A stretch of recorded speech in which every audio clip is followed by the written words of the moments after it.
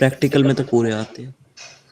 अब देखो, कहने के लिए तो मार्क्स आने की बात नहीं, मार्क्स तो चलो अभी सीबीएसई का सिस्टम चल रहा है ऐसा कि मार्क्स आ जाते हैं बच्चों के, लेकिन असली बात यह है कि आपको कितना आता है और आपने जो 2 साल फीस जमा करी है। सर फिर भी एक आधा नंबर कट ही जाता है, हाँ, काट ही लेते हैं वो। अब देखो, आप पढ़ रहे हो मुझसे ऑनलाइन, इस टाइम ये हमारा बीकेपी बैच चल रहा है, कहने के लिए ऑनलाइन पढ़ा रहा हूँ, लेकिन मैं आपको लाइव क्लास में दिखा रहा हूँ। मीटर ब्रिज दिख रहा है सबको? Yes sir.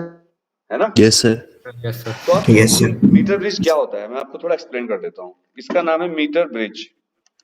मीटर ब्रिज का मतलब होता है मीटर और ब्रिज। तो इसमें एक तो मीटर लगा हुआ है, 1 मीटर लंबा, देखो ये देखिए आप, ये 1 मीटर लंबा मीटर लगा हुआ है, नहीं लगा हुआ है, ये देख लो। यस। तो इसलिए मीटर, और ब्रिज इसलिए क्योंकि इसमें एक पत्ती लगी हुई है, यहाँ पर एक पत्ती के बीच में दोनों के इनके रेजिस्टेंस बॉक्स लगाते हैं और इन दोनों के बीच में लगाते हैं अननोन वायर जिसका रेजिस्टेंस फाइंड करना है।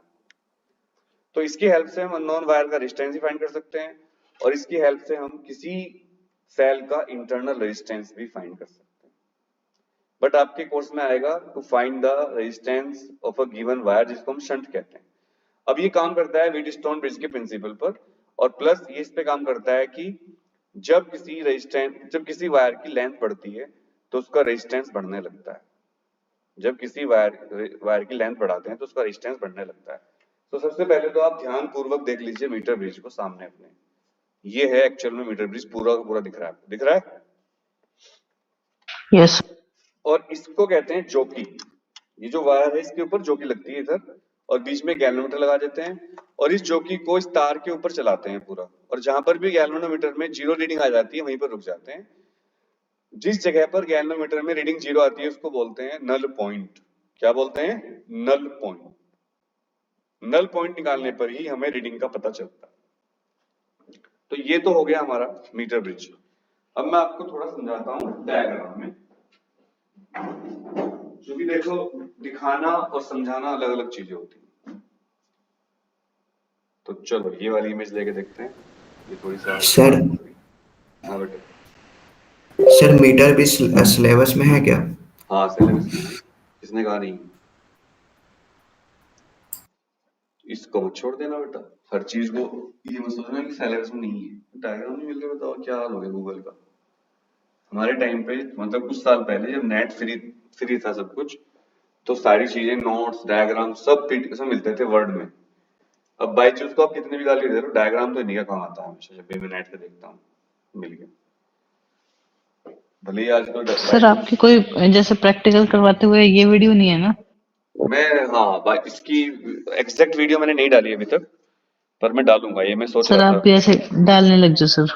हाँ मैं डालने सर आगे लगूंगा। हेल्प। मैंने वाइवा की वीडियो तो बहुत डाल रखी है, बट ये बात सही कह रहे हो। ये देखो, ये 2 पत्ती हैं, इन दोनों के बीच में रेजिस्टेंस बॉक्स लगा देंगे। नॉन रेजिस्टेंस बॉक्स मतलब इसकी वैल्यू में पता है, और इन दोनों पत्तियों के बीच में एक अननोन रेजिस्टेंस का वायर लगा देंगे। यहाँ से एक तार लेंगे, तार को गैल्वेनोमीटर से कनेक्ट करेंगे, जोकी के साथ टच करेंगे और यहाँ से स्लाइड करते हुए चलेंगे। जहां पर भी गैल्वेनोमीटर में 0 रीडिंग दिखेगी वो पॉइंट होगा नल पॉइंट, और वहीं रुक जाएंगे फिर। और इसके हम रेजिस्टेंस कैसे फाइंड करते हैं वो मैं आपको दिखाता हूँ। एक्चुअल में ये डायग्राम होता है इसका। एक होती है पत्ती आई शेप की और 2 पत्ती होती है एल शेप की। ये जो एल शेप की पत्ती होती है इनके बीच में यहाँ पर एक वायर होता है और यहाँ पर एक स्केल भी लगा होता है, और ये स्केल पर निशान बने होते हैं। क्लियर?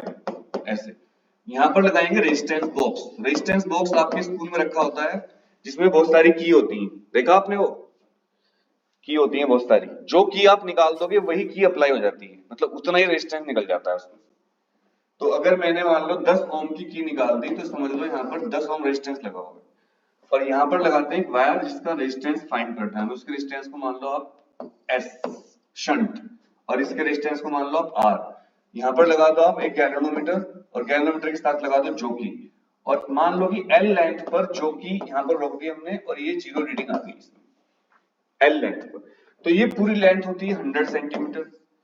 तो आप मुझे बताइए, अगर ये पूरी लेंथ 100 सेंटीमीटर यानी कि 1 मीटर है, तो ये एल है, तो ये कितना बचा?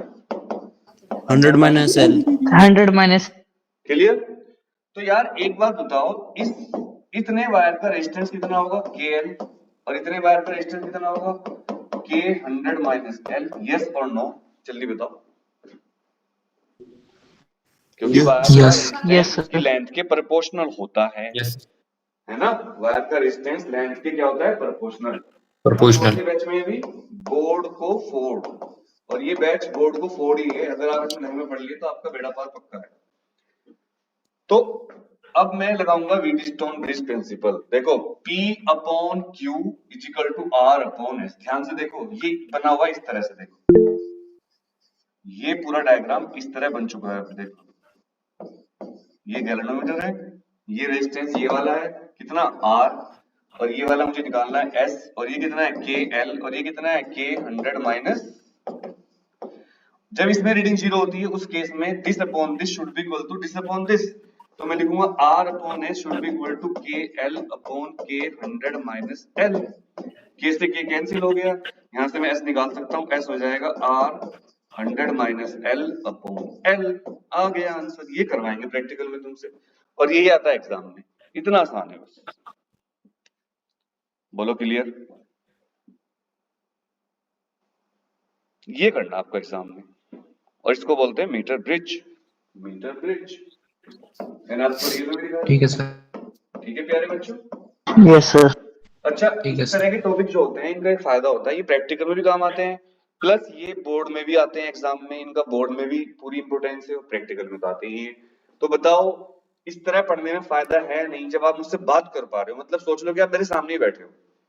अब बताइए केवल 1000 रुपए फीस में इस तरह पढ़ाने में कोई टीचर पूरे देश में नहीं है जो इस तरह लाइव पढ़ा दे 1000 रुपए लेकर।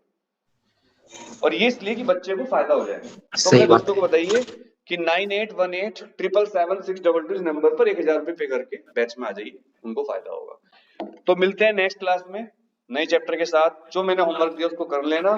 होमवर्क करने के बाद मुझे टेलीग्राम पर भेज देना, मैं चेक करके आपको बताऊंगा आपने कितना अच्छा किया कितना गलत किया, क्योंकि अब हमारे पास टाइम नहीं है।